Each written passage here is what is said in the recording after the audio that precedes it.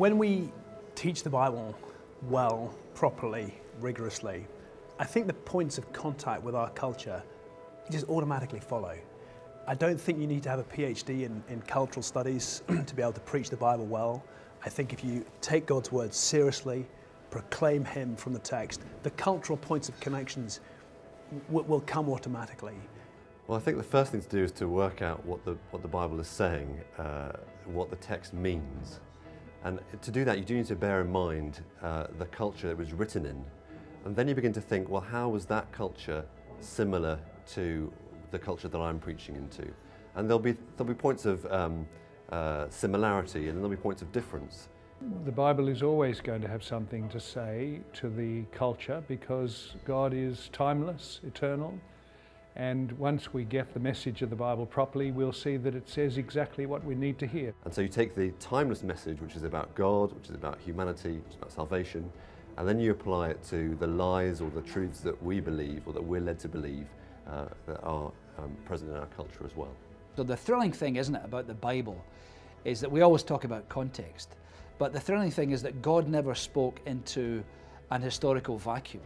He always spoke to a time and a place and a people, and that's what makes expository Bible teaching possible. If it wasn't for that, we could not, with any confidence, expound and apply the text contextually, working it through, transpositioning to our day and generation. We couldn't do that if that were not the case. So there's a sense in which I'm always looking just to understand what is the harmony of this passage, what was God originally saying, and I want to say what He said because that's what He's still saying. That's the way that works. There is a historical distance between us in the 21st century where we are and then the time the Bible was written and to the first recipients.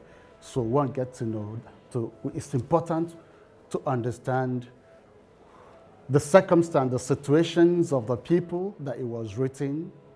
That way we get to understand their mindset. Words are dynamic and they lose their meaning over time. They change over time. But what did it mean to them? What was their situation? What was the context? What was the reason? What were the situations they were facing? How similar would they be? Because it's important. If you don't, you will be applying wrongly.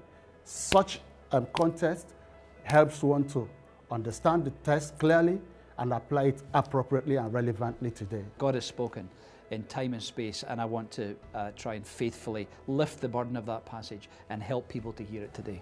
We need to try and understand what the human authors are communicating in their context in order to know how appropriately to apply the principles that come out from whatever they're teaching into the modern world, the context in which we find ourselves. We need to ask initially, what was this text intended to say to its first readers? And actually, when I answer that question, I understand something of the author's intended purpose for the text. And then I begin to see how I am like the first readers and how the message of the text speaks to me really through them. And what I'm trying to do is to work out what was the original writer trying to say. He's writing for a reason to particular people at a particular time. I'm trying to work out what is the point of it. What's he trying to say to them then? And once I can work that out and summarize it in a sentence or two, then I've begun to work out what's the equivalent punch for us today. That's going to be the message. The more I found, the more I get into the text and what is the message of this text for those people then, the clearer I am on that, the easier I have found the step to, so what is this saying for us today?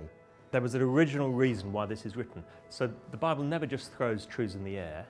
It puts, as it were, ammunition into a particular part of the Bible and aims that truth into a situation. So try and work out what was the situation and what is this writer saying to those people then. That will get you a message. So many preachers don't have a message, they just throw truths in the air. But what's the punch of the passage?